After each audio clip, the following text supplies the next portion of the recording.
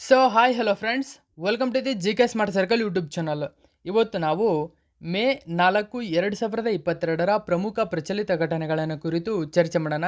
So ನಿಮಗೆಲ್ಲ ಗೊತ್ತಿರಲಿ, ಪ್ರತಿದಿನ ನಾನು ಕನ್ನಡದ ಪ್ರಜಾವಾಣಿ ಸೇರಿದಂತೆ ಇಂಗ್ಲೀಷ್ನ ದಿ ಹಿಂದೂ ಮತ್ತು ವಿವಿಧ ಪೇಪರ್ನ ಪ್ರಮುಖ ಪ್ರಚಲಿತ ಘಟನೆಗಳನ್ನು ಪ್ರತಿದಿನ 2 ಹಂತಗಳಲ್ಲಿ ನಿಮ್ಮ ಮುಂದೆ ತರ್ತಾ ಇರ್ತೀನಿ.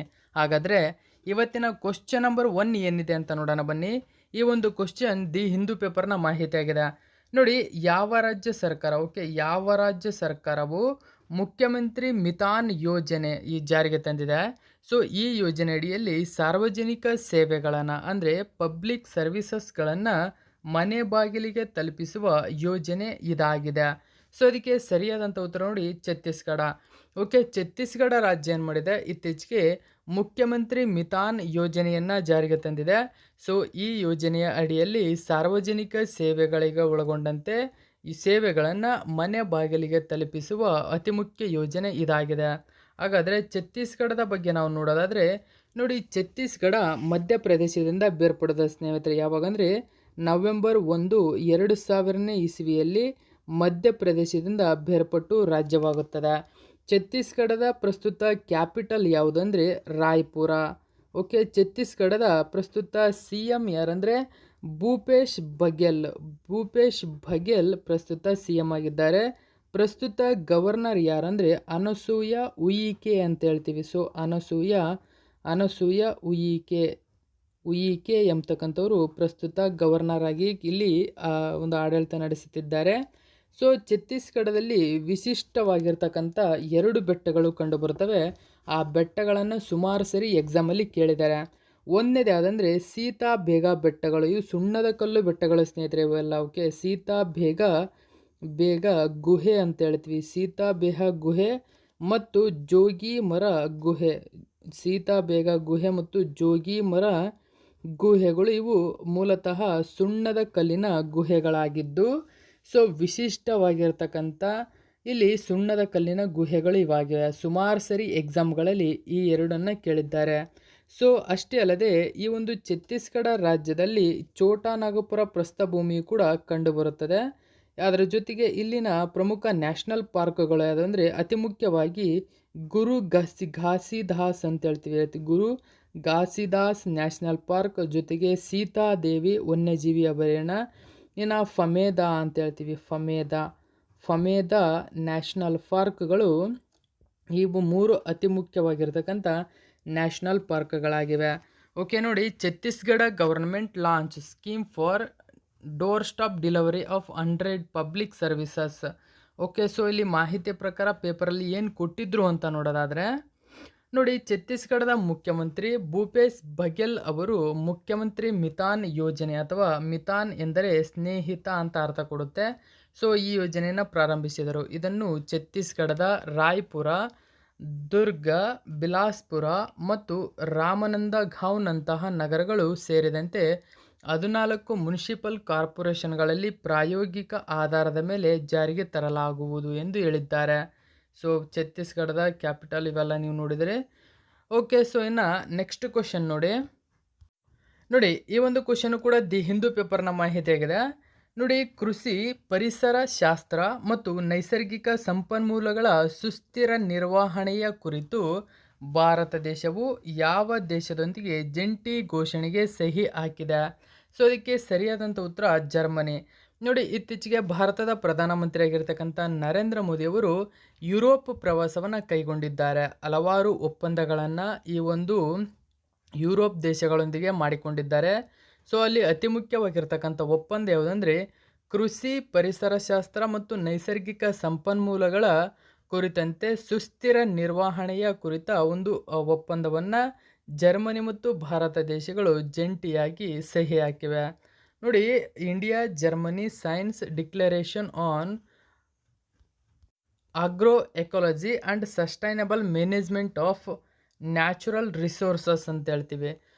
ಸೊ ಮಾಹಿತಿ ಪ್ರಕಾರ ನೋಡಿ, ಭಾರತವು ಜರ್ಮನಿಯೊಂದಿಗೆ ಕೃಷಿ, ಪರಿಸರ ಶಾಸ್ತ್ರ ಮತ್ತು ನೈಸರ್ಗಿಕ ಸಂಪನ್ಮೂಲಗಳ ಸುಸ್ಥಿರ ನಿರ್ವಹಣೆ ಕುರಿತು ಜಂಟಿ ಘೋಷಣೆಗೆ ಸಹಿ ಹಾಕಿದೆ. ವರ್ಚುವಲ್ ಸಭೆಯಲ್ಲಿ ಕೇಂದ್ರ ಕೃಷಿ ಮತ್ತು ರೈತರ ಕಲ್ಯಾಣ ಸಚಿವರಾಗಿರ್ತಕ್ಕಂಥ ನರೇಂದ್ರ ಸಿಂಗ್ ತೋಮರ್ ಮತ್ತು ಜರ್ಮನಿಯ ಆರ್ಥಿಕ ಸಲಹೆಗಾರ ಸಹಕಾರ ಮತ್ತು ಅಭಿವೃದ್ಧಿ ಸಚಿವರಾಗಿರ್ತಕ್ಕಂಥ ಸ್ವೇಂಜಾ ಸುಲ್ಜೆ ಅವರು ಈ ಒಪ್ಪಂದದ ಘೋಷಣೆಗೆ ಸಹಿ ಹಾಕಿದರು. ಇನ್ನು ನೆಕ್ಸ್ಟ್ ಕ್ವಶನ್ ನೋಡಿ, ಈ ಒಂದು ಕ್ವಶನ್ನು ದಿ ಇಂಡಿಯಾ ಟುಡೇ ಪೇಪರ್ನ ಮಾಹಿತಿಯಾಗಿದೆ. ನೋಡಿ, ಯಾವ ರಾಷ್ಟ್ರವು ತನ್ನ ಕ್ರೀಡಾಪಟುಗಳನ್ನು ಏಷ್ಯನ್ ಗೇಮ್ಸ್ಗೆ ಕಳುಹಿಸಲು ನಿರಾಕರಿಸಿದೆ? ಸೊ ಅದಕ್ಕೆ ಸರಿಯಾದಂಥ ಉತ್ತರ ಆಸ್ಟ್ರೇಲಿಯಾ. ನೋಡಿ, Australia and New Zealand will not send athletes to Asian Games in China in September.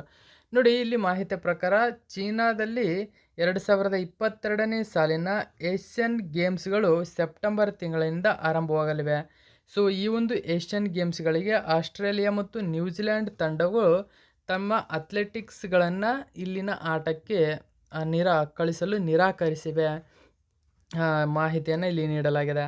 ನೋಡಿ, ಚೀನಾದ ಹ್ಯಾಂಗ್ಝೌನಲ್ಲಿ ಈ ವರ್ಷ ಏಷ್ಯನ್ ಗೇಮ್ಸ್ನ ಕ್ರೀಡಾಪಟುಗಳನ್ನು ಕಳುಹಿಸುವುದಿಲ್ಲ ಎಂದು ಆಸ್ಟ್ರೇಲಿಯಾ ಮೇ 1, 2022ರಂದು ಹೇಳಿದೆ. ದೊಡ್ಡ ಕೋವಿಡ್-19 ಏಕಾಏಕಿ ಹೋರಾಡುತ್ತಿರುವ ಶಾಂಘೈನ ನೈಋತ್ಯಕ್ಕೆ 200 ಕಿಲೋಮೀಟರ್ಗಿಂತ ಕಡಿಮೆ ದೂರದಲ್ಲಿರುವ ಹ್ಯಾಂಗ್ಝೌನಲ್ಲಿ ಸೆಪ್ಟೆಂಬರ್ 10ರಿಂದ 25ರವರೆಗೆ ಈ ಇವೆಂಟ್ ಆಯೋಜಿಸಲಾಗಿದೆ. ಇಲ್ಲಿ ಮುಖ್ಯವಾಗಿ ನೀವು ಗಮನಿಸಬೇಕಾಗಿರ್ತಕ್ಕಂಥದ್ದು ಏನಂದರೆ, ಚೀನಾದ ಹ್ಯಾಂಗ್ಝೌನಲ್ಲಿ 2022ರ ಏಷ್ಯನ್ ಗೇಮ್ಸ್ ಕ್ರೀಡಾಕೂಟ ನಡೀತಾ ಇದೆ. ಅದರ ಜೊತೆಗೆ ಆಸ್ಟ್ರೇಲಿಯಾ ಚೀನಾದಲ್ಲಿ ಹ್ಯಾಂಗ್ಝೌ ಪ್ರದೇಶದಲ್ಲಿ ಅತಿ ಹೆಚ್ಚು ಕೊರೋನಾ ಪ್ರಕರಣಗಳು ಕಂಡುಬಂದಿವೆ. ಈ ಕಾರಣದಿಂದಾಗಿಯೇ ಅಲ್ಲಿನ ಗೇಮ್ಸ್ಗಳಿಗೆ ಇಲ್ಲಿನ ಅಥ್ಲೆಟಿಕ್ಗಳನ್ನು ಕರೆಯಲು ಅದು ನಿಷೇಧಿಸಿದೆ. ಅದರ ಹೊರತಾಗಿ ಅತಿ ದೊಡ್ಡ ಕಾರಣ ಏನಂದರೆ ಹಿಂದೆ ಹೊಂದಿದೆ. ಸೊ ಇಲ್ಲಿ ಯಾವುದು ಸೊಲೊಮನ್ ದ್ವೀಪಗಳು ಆಸ್ಟ್ರೇಲಿಯಾ ಇದಾದರೆ, ಸೊ ಇಲ್ಲಿ ಸೊಲೊಮನ್ ದ್ವೀಪಗಳು ಕಂಡುಬರ್ತವೆ. ಅಲ್ಲಿ 6 ಅತ್ಯಂತ ಪ್ರಮುಖ ದ್ವೀಪಗಳಿವೆ.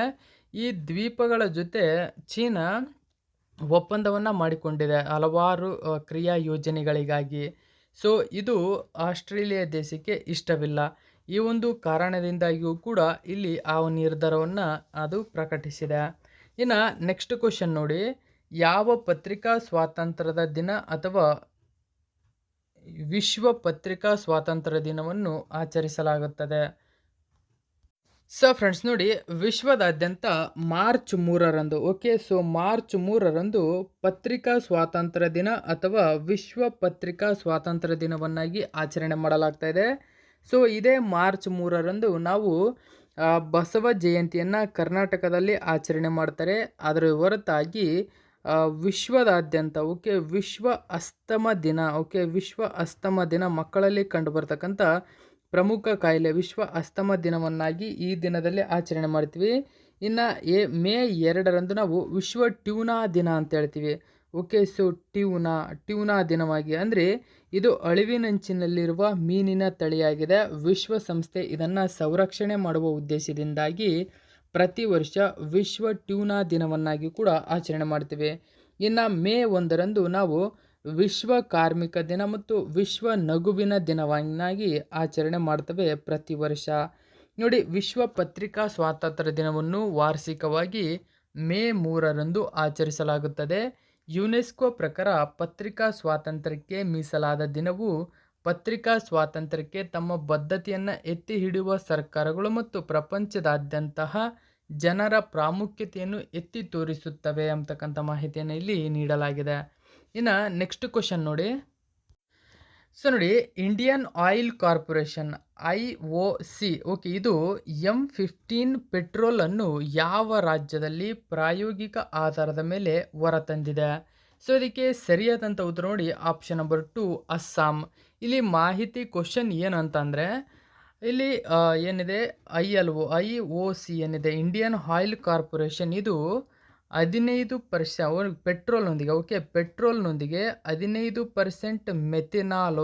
ಸೊ ಎಮ್ ಅಂದರೆ ಮೆಥನಾಲ್ ಅಂತ ಹೇಳ್ತೀವಿ. 15% ಮೆಥನಾಲ್ ಮಿಶ್ರಣದೊಂದಿಗೆ ಭಾರತದಲ್ಲಿಯೇ ಮೊಟ್ಟ ಮೊದಲ ಬಾರಿಗೆ ಇಂಡಿಯನ್ ಆಯಿಲ್ ಕಾರ್ಪೊರೇಷನ್ ಏನಿದೆ ಅಸ್ಸಾಂನ ತಿನ್ಸುಕಿಯಾ ಜಿಲ್ಲೆ ಅಂತ ಹೇಳ್ತೀವಿ ನಾವು, ತಿನ್ಸುಕಿಯಾ.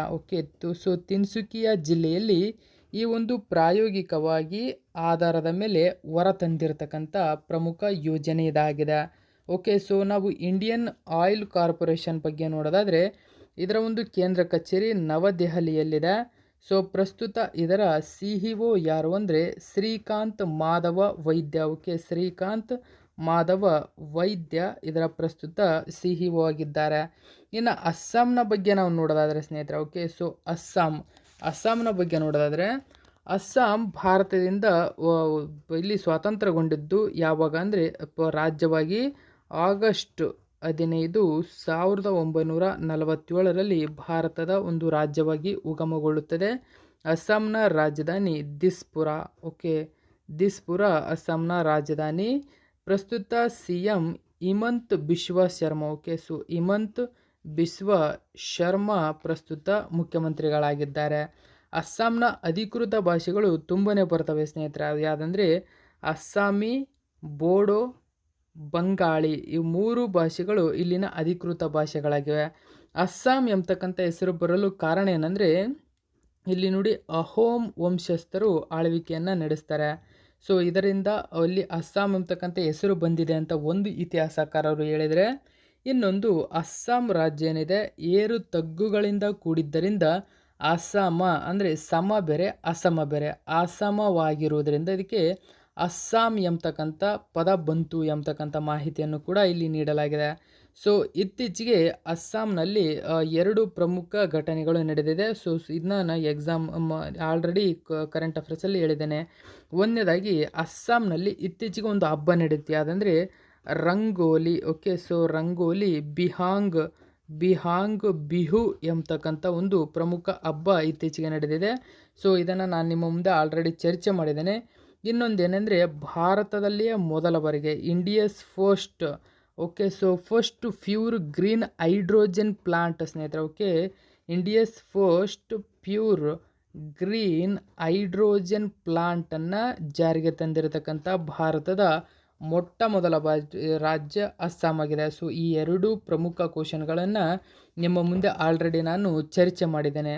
ಇಲ್ಲಿನ ಪ್ರಮುಖ ನ್ಯಾಷನಲ್ ಪಾರ್ಕ್ ಯಾವುದಂದರೆ ಅಸ್ಸಾಂದು ಕಾಜಿರಂಗ್ ನ್ಯಾಷನಲ್ ಪಾರ್ಕ್ ಅಂತ ಬರುತ್ತೆ. ಎರಡನೇದಾಗಿ ದಿಬ್ರು ಸಿಖಾವೋ ಅಂತ ಬರುತ್ತೆ. ಮೂರನೇದಾಗಿ ಹೊರಾಂಗ್ ನ್ಯಾಷನಲ್ ಪಾರ್ಕ್ ಅಂತ ಬರುತ್ತೆ. ನಾಲ್ಕನೇದಾಗಿ ಮಾನಸ ಒಂದು ನ್ಯಾಷನಲ್ ಪಾರ್ಕ್ ಇಲ್ಲಿ ಕಂಡು ಬರ್ತದೆ. ಇಲ್ಲಿ ಅತಿ ಮುಖ್ಯವಾಗಿ ಮೊಜುಲಿ ದ್ವೀಪಗಳು ಕಂಡು ಬರ್ತದೆ. ಇದು ಭಾರತದ ಮತ್ತು ಏಷ್ಯಾದ ಅತಿ ದೊಡ್ಡ ಮೊಜುಲಿಯಾಗಿದೆ ಅದು. ಸೊ ಮೊಜುಲಿ ಅಂದರೆ ನೋಡಿ, ಇಲ್ಲಿ ಮೊಜುಲಿ ಅಂದರೆ ಇದು ಒಂದು ನದಿ ಅಂತ ತಿಳ್ಕೊಳ್ಳಿ. ಸೊ ಇದು ಒಂದು ನದಿ, ಇದು ಪಕ್ಕ ಇಲ್ಲಿ ಇರ್ತಕ್ಕಂಥ ದ್ವೀಪಕ್ಕೆ ನಾವು ಮಜೂಲಿ ಅಂತ ಹೇಳ್ತೀವಿ. ಅಂದರೆ ಇದು ಬಂದು ಈ ಥರ ಹರಿದು ಹೋಗಬೇಕು. ಸೊ ಇಲ್ಲಿ 2 ನದಿಗಳ ನಡುವೆ ಒಂದು ದ್ವೀಪವಿದ್ದರೆ ಇದು ಒಂದು ನದಿ, ಸೊ ಇದು ಒಂದು ನದಿ, ಈ ಥರ 2 ನದಿಗಳ ನಡುವೆ ದ್ವೀಪವಿದ್ದರೆ ಇದನ್ನು ನಾವು ಮಜೂಲಿ ಅಂತ ಕರಿತೀವಿ.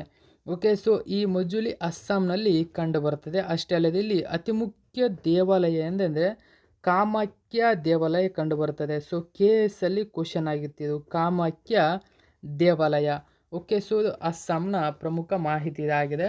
ಇನ್ನು ಒಂದು ವಿವರಣೆ ನೋಡಿ ಪೆಟ್ರೋಲ್ನೊಂದಿಗೆ 15% ಮೆಥನಾಲ್ನ ಮಿಶ್ರಣದೊಂದಿಗೆ ಇಂಡಿಯನ್ ಆಯಿಲ್ ಕಾರ್ಪೊರೇಷನ್ ಏನಿದೆ M15 ಪೆಟ್ರೋಲನ್ನು ಪ್ರಾಯೋಗಿಕ ಆಧಾರದ ಮೇಲೆ ಅಸ್ಸಾಂನ ತಿನ್ಸುಕಿಯಾ ಜಿಲ್ಲೆಯಲ್ಲಿ ಹೊರತಂದಿದೆ. ನೀತಿ ಆಯೋಗದ ಸದಸ್ಯ VK ಸರಸ್ವತ್ ಮತ್ತು IOC ಅಧ್ಯಕ್ಷ SM ವೈದ್ಯ ಅವರ ಉಪಸ್ಥಿತಿಯಲ್ಲಿ ಕೇಂದ್ರ ಪೆಟ್ರೋಲಿಯಂ ಮತ್ತು ನೈಸರ್ಗಿಕ ಅನಿಲ ಖಾತೆ ರಾಜ್ಯ ಸಚಿವರಾಗಿರ್ತಕ್ಕಂಥ ರಾಮೇಶ್ವರ್ ತೇಲಿ ಎಂಬ ಇವರು M15 ಪೆಟ್ರೋಲನ್ನು ಬಿಡುಗಡೆ ಮಾಡಿದರು. ಓಕೆ, ಸೊ ಇನ್ನು ನೆಕ್ಸ್ಟ್ ಕ್ವಶನ್ ನೋಡಿ ಡ್ಯಾಶ್ ಬ್ಯಾಂಕ್ ಸಂಕಷ್ಟದಲ್ಲಿರುವ ರೈತರನ್ನು ಪತ್ತೆ ಹಚ್ಚಲು, ಗುರುತಿಸಲು ಮತ್ತು ಬೆಂಬಲಿಸಲು ರೈತ ಸಂಕಷ್ಟ ಸೂಚ್ಯಾಂಕ, okay, farmer distress index FDI ರೂಪಿಸಲು ಯೋಜನೆಯನ್ನು ಮಾಡಿದೆ. ಸೊ ಅದಕ್ಕೆ ಸರಿಯಾದಂಥ ಉತ್ತರ ನೋಡಿ ನಬಾರ್ಡ್. ಓಕೆ, ಸೊ ನಬಾರ್ಡ್ ಏನಿದೆ ಅಂದರೆ national bank of agricultural and rural development ಏನಿದೆ, ನಬಾರ್ಡ್ ಬ್ಯಾಂಕ್ ಇದು ಸಂಕಷ್ಟದಲ್ಲಿರ್ತಕ್ಕಂಥ ರೈತರನ್ನು ಪತ್ತೆ ಹಚ್ಚಿ ಅವರನ್ನು ಗುರುತಿಸಿ ಅವರನ್ನು ಬೆಂಬಲಿಸುವ ಉದ್ದೇಶದಿಂದಾಗಿ ರೈತ ಸಂಕಷ್ಟ ಸೂಚ್ಯಂಕ ಅಥವಾ ಫಾರ್ಮರ್ ಡಿಸ್ಟ್ರೆಸ್ ಇಂಡೆಕ್ಸ್ FDI ಅನ್ನು ರೂಪಿಸಲು ಚಿಂತನೆಯನ್ನು ನಡೆಸಿದೆ. ನೋಡಿ, ವೆರಿ ಇಂಪಾರ್ಟೆಂಟ್ ಆಗಿರ್ತಕ್ಕಂಥ ಕ್ವಶನ್ ಇದಾಗಿದೆ ಸ್ನೇಹಿತರೆ. ಓಕೆ, ಹಾಗಾದರೆ ನಬಾರ್ಡ್ ಬ್ಯಾಂಕ್ನ ಬಗ್ಗೆ ನೋಡೋದಾದರೆ ನೋಡಿ, ನಬಾರ್ಡ್ ಅಂತಂದರೆ national bank of agricultural and rural development ಅಂತ ಹೇಳ್ತೀವಿ. ಇದು ಸ್ಥಾಪನೆಯಾಗಿದ್ದು ಜುಲೈ 12 1982ರಲ್ಲಿ ಸ್ಥಾಪನೆಯಾಗಿತ್ತು. ಸೊ ಇದರ ಒಂದು ಕೇಂದ್ರ ಕಚೇರಿ ಮುಂಬೈಯಲ್ಲಿ ಇದರ ಕೇಂದ್ರ ಕಚೇರಿಯನ್ನು ಒಳಗೊಂಡಿದೆ. ಪ್ರಸ್ತುತ ಇದರ ಅಧ್ಯಕ್ಷರು ಗೋವಿಂದ ರಾಜುಲು ಅಂತ ಹೇಳ್ತೀವಿ. ಸೊ ಗೋವಿಂದ ರಾಜುಲು ಪ್ರಸ್ತುತ ಇದರ ಅಧ್ಯಕ್ಷರಾಗಿದ್ದಾರೆ. ಇದನ್ನು ನಬಾರ್ಡ್ ಬ್ಯಾಂಕನ್ನು ಯಾವರು ಬಿ ಶಿವರಾಮನ್ ಅಂತ ಬರ್ತಾರೆ ಸ್ನೇಹಿತರೆ. ಬಿ ಶಿವರಾಮ್ ಸುಮಾರು ಸರಿ ಎಕ್ಸಾಮಲ್ಲಿ ಕೇಳಿದ್ದಾರೆ. ಬಿ ಶಿವರಾಮನ್ ಸಮಿತಿಯ ಶಿಫಾರಸ್ಸಿನ ಮೇರೆಗೆ ಜುಲೈ 12, 1982ರಂದು ಈ ಒಂದು ನಬಾರ್ಡ್ ಬ್ಯಾಂಕನ್ನು ಸ್ಥಾಪನೆ ಮಾಡಲಾಯಿತು. ನೋಡಿ, ಬೆಂಬಲ ಪ್ಯಾಕೇಜ್ ಲೋಪದೋಷಗಳನ್ನು ಫ್ಲಾಗ್ ಮಾಡಲು ನಬಾರ್ಡ್ ರೈತ ಸಂಕಷ್ಟ ಸೂಚ್ಯಂಕವನ್ನು ಯೋಜಿಸಿದೆ. ಸಣ್ಣ ಮತ್ತು ಅತಿ ಸಣ್ಣ ರೈತರು ಕೃಷಿ ಸಾಲ ಮನ್ನಾದಲ್ಲಿ ಕಚ್ಚಾ ಒಪ್ಪಂದವನ್ನು ಪಡೆಯುವುದರೊಂದಿಗೆ ರಾಷ್ಟ್ರೀಯ ಕೃಷಿ ಮತ್ತು ಗ್ರಾಮೀಣ ಅಭಿವೃದ್ಧಿ ಬ್ಯಾಂಕ್ ನಬಾರ್ಡ್ ನಿಜವಾದ ಅಗತ್ಯವಿರುವ ಮತ್ತು ಸಂಕಷ್ಟದಲ್ಲಿರುವ ರೈತರನ್ನು ಪತ್ತೆ ಹಚ್ಚಲು, ಗುರುತಿಸಲು ಮತ್ತು ಬೆಂಬಲಿಸಲು ರೈತ ಸಂಕಷ್ಟ ಸೂಚ್ಯಂಕ FDI ಫಾರ್ಮರ್ ಡಿಸ್ಟ್ರೆಸ್ ಇಂಡೆಕ್ಸನ್ನು ರೂಪಿಸಿದೆ. ಈ ಸಂಕಷ್ಟದ ಮಟ್ಟವನ್ನು ಅವಲಂಬಿಸಿ ಸರ್ಕಾರ ಮತ್ತು ಹಣಕಾಸು ಸಂಸ್ಥೆಗಳು ಮಂಡಳಿಯಾದ್ಯಂತ ಎಲ್ಲ ರೈತರಿಗೆ ಸಂಕಷ್ಟದ ಪ್ಯಾಕೇಜನ್ನು ನೀಡುವ ಪ್ರಸ್ತುತ ಅಭ್ಯಾಸದ ಬದಲಿಗೆ ಸೂಕ್ತವಾದ ಬೆಂಬಲದ ಪ್ಯಾಕೇಜನ್ನು ನಿರ್ಧರಿಸಬಹುದು. ನಾವು ಅಂತಹ ಸೂಚ್ಯಂಕದ ಬಗ್ಗೆ ಬೆಂಬಲದ ಪ್ಯಾಕೇಜನ್ನು ನಿರ್ಧರಿಸಬಹುದು ಎಂಬತಕ್ಕಂಥ ಮಾಹಿತಿಯನ್ನು ಇಲ್ಲಿ ಅದು ನೀಡಿದೆ. ಇನ್ನು ನೆಕ್ಸ್ಟ್ ಕ್ವಶನ್ ನೋಡಿ, ಭಾರತೀಯ ನೌಕಾಪಡೆಯು ಬ್ರಹ್ಮೋಸ್ ಸೂಪರ್ಸಾನಿಕ್ ಕ್ರೂಸ್ ಕ್ಷಿಪಣಿಯ ಹಡಗು ವಿರೋಧಿ ಆವೃತ್ತಿಯನ್ನು ಯಶಸ್ವಿಯಾಗಿ ಪರೀಕ್ಷಿಸಿದೆ. ಈ ಸುಧಾರಿತ ಆವೃತ್ತಿಯ ಕ್ಷಿಪಣಿ ವ್ಯಾಪ್ತಿಯು ಕಿಲೋಮೀಟರ್ ಆಗಿದೆ. ಸೊ ಅದಕ್ಕೆ ಸರಿಯಾದಂಥ ಉತ್ತರ ನೋಡಿ, ಆಪ್ಷನ್ ನಂಬರ್ 1 350 ಕಿಲೋಮೀಟರ್. ಇತ್ತೀಚೆಗೆ ಭಾರತೀಯ ನೌಕಾಪಡೆ ಏನಿದೆ, ಬ್ರಹ್ಮೋಸ್ ಕ್ಷಿಪಣಿಯ ಹೊಸ ಸೂಪರ್ಸಾನಿಕ್ ಕ್ರೂಸ್ ಕ್ಷಿಪಣಿ ಅಂದರೆ ಇದು ಹಡಗು ವಿರೋಧಿ ಆವೃತ್ತಿಯಾಗಿದೆ. ಸೊ ಇದನ್ನು ಯಶಸ್ವಿಯಾಗಿ ರೀಸೆಂಟಾಗಿ ಪರೀಕ್ಷೆ ಮಾಡಿದೆ. ಸೊ ಈ ಸುಧಾರಿತ ಆವೃತ್ತಿಯ ಒಂದು ವ್ಯಾಪ್ತಿ ಎಷ್ಟು ಅಂದರೆ 350 ಕಿಲೋಮೀಟರ್ ಆಗಿದೆ ಸ್ನೇಹಿತರೆ. ನೋಡಿ, ಹಡಗು ವಿರೋಧಿ ಆವೃತ್ತಿಯ ಬ್ರಹ್ಮೋಸ್ ಕ್ಷಿಪಣಿಯ ಪರೀಕ್ಷೆಯನ್ನು ಯಶಸ್ವಿಯಾಗಿ ನಡೆಸಲಾಯಿತು. ಭಾರತೀಯ ನೌಕಾಪಡೆ ಮತ್ತು ಅಂಡಮಾನ್ ಮತ್ತು ನಿಕೋಬಾರ್ ಕಮಾಂಡನ್ ಜಂಟಿಯಾಗಿ ಬ್ರಹ್ಮೋಸ್ ಸೂಪರ್ಸಾನಿಕ್ ಕ್ರೂಸ್ ಕ್ಷಿಪಣಿಯ ಹಡಗು ವಿರೋಧಿ ಆವೃತ್ತಿಯನ್ನು ಯಶಸ್ವಿಯಾಗಿ ಪರೀಕ್ಷಿಸಲಾಯಿತು. ಬುಧವಾರದಂದು ಪರೀಕ್ಷಾರ್ಥ ಗುಂಡಿನ ದಾಳಿ ನಡೆಸಲಾಗಿದೆ ಎಂದು ಅಂಡಮಾನ್ ಮತ್ತು ನಿಕೋಬಾರ್ ಕಮಾಂಡರ್ ಟ್ವೀಟ್ನಲ್ಲಿ ತಿಳಿಸಿದೆ. ಅಂಡಮಾನ್ ಮತ್ತು ನಿಕೋಬಾರ್ ಕಮಾಂಡ್ ಭಾರತೀಯ ಸಶಸ್ತ್ರ ಪಡೆಗಳ ಏಕೈಕ ತ್ರಿಸೇವಾ ಕಮಾಂಡ್ ಆಗಿದೆ. ನೋಡಿ, ಬ್ರಹ್ಮೋಸ್ ಕ್ಷಿಪಣಿ 2.0 ಮ್ಯಾಕ್ ವೇಗದಲ್ಲಿ, ಇದು ಅದಕ್ಕೆ ಶಬ್ದಕ್ಕಿಂತ 3 ಪಟ್ಟು ವೇಗದಲ್ಲಿ ಹಾರುತ್ತದೆ. ಕ್ಷಿಪಣಿಯ ಸುಧಾರಿತ ಆವೃತ್ತಿಯ ವ್ಯಾಪ್ತಿಯನ್ನು ಮೂಲವಾಗಿ 290 ಕಿಲೋಮೀಟರಿಂದ 350 ಕಿಲೋಮೀಟರ್ಗೆ ವಿಸ್ತರಿಸಲಾಗಿದೆ ಎಂಬತಕ್ಕಂಥ ಮಾಹಿತಿಯನ್ನು ಇಲ್ಲಿ ನೀಡಲಾಗಿದೆ. ಇನ್ನು ನೆಕ್ಸ್ಟ್ ಕ್ವಶನ್ ನೋಡಿ, ಇತ್ತೀಚೆಗೆ ಮೇ 1ನೇ ತಾರೀಕರಂದು ಯಾವ ರಾಜ್ಯಗಳು ತಮ್ಮ ರಾಜ್ಯ ಸಂಸ್ಥಾಪನಾ ದಿನವನ್ನಾಗಿ ಆಚರಿಸಿದವು? ಸೊ ಅದಕ್ಕೆ ಸರಿಯಾದಂಥ ಉತ್ತರ ಆಪ್ಷನ್ ನಂಬರ್ 2 ಮಹಾರಾಷ್ಟ್ರ ಮತ್ತು ಗುಜರಾತ್. ನೋಡಿ, ಭಾರತೀಯ ಸಂವಿಧಾನವು ಜಾರಿಗೆ ಬಂದ ನಂತರ ದೇಶವನ್ನು ಭಾಷಾವಾರು ಗಡಿಗಳ ಆಧಾರದ ಮೇಲೆ ರಾಜ್ಯಗಳಾಗಿ ವಿಂಗಡಿಸಲಾಯಿತು.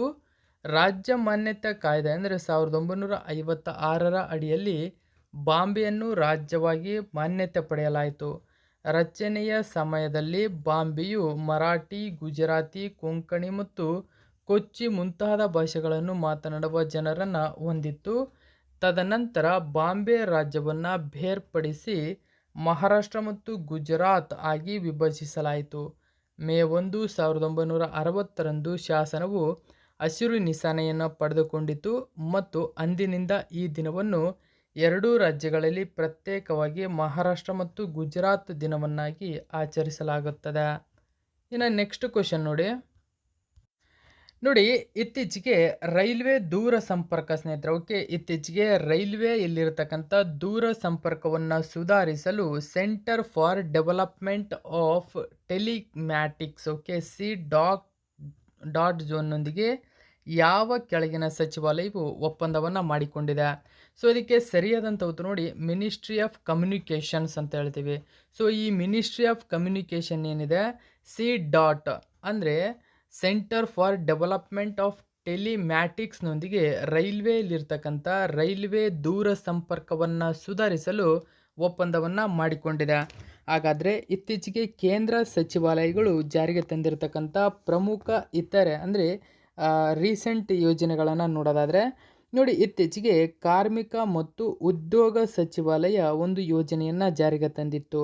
ಯಾವುದು? QES. ಆಲ್ರೆಡಿ ನಿಮ್ಮ ಮುಂದೆ ಇದರ ಬಗ್ಗೆ ಚರ್ಚೆ ಮಾಡಿದ್ದೀನಿ. ತ್ರೈಮಾಸಿಕ ಉದ್ಯೋಗ ಸಮೀಕ್ಷೆ. ಓಕೆ, ತ್ರೈಮಾಸಿಕ ಉದ್ಯೋಗ ಸಮೀಕ್ಷೆ ಅಂತಕ್ಕಂಥ ಒಂದು ಪ್ರಮುಖ ಸಮೀಕ್ಷೆಯನ್ನು ಕಾರ್ಮಿಕ ಮತ್ತು ಉದ್ಯೋಗ ಸಚಿವಾಲಯ ರೀಸೆಂಟಾಗಿ ಬಿಡುಗಡೆ ಮಾಡಿತ್ತು.